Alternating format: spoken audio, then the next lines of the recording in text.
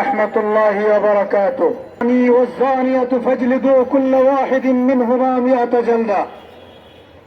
বাংলাদেশ খেলাফত মজলিস ঢাকা মহানগরী দক্ষিণের আয়োজনে আজকে এই বিক্ষোভ সমাবেশের ও মিছিলের সংগ্রামী সভাপতি উপস্থিত আছেন বাংলাদেশ খেলাফত মজলিসের মোহতারাম নায়েবে আমির। অত্যন্ত হৃদয় বিদারক দৃশ্য দেখেছে মাহে রমজানে একটা ছোট্ট শিশুকে ধর্ষণ করে মৃত্যুর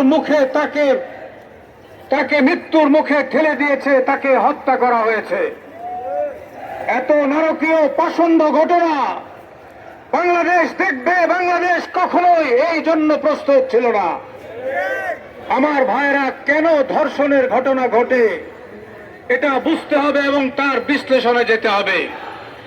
বাংলাদেশ সরকার আইন করেছে, নারী পুরুষ যদি সম্মতিতে তারা যদি দৈহিক মিলনে মিলিত হয়, এটা রাষ্ট্রের চোখে কোনো অপরাধ না।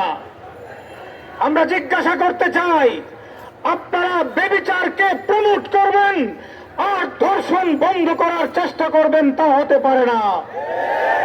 ধর্ষণ যদি বন্ধ হতে হয়, ব্যভিচার বন্ধ করতে হবে, জিনা বন্ধ করতে হবে, ফ্রি মিক্সিং বন্ধ করতে হবে, অবাধ মিলামেশা বন্ধ করতে হবে।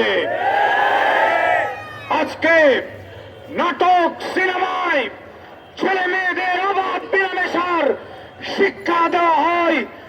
এজন্য আমার ছেলে মেয়েরা, আমার প্রজন্ম সবসময় তারা একটা মানসিকভাবে সেক্স করার জন্য প্রস্তুত থাকে। এজন্য আমরা বলতে চাই, আমরা দেখেছি বর্তমান সরকার সমস্ত পর্ন সাইটগুলো বন্ধ করার ঘোষণা দিয়েছে।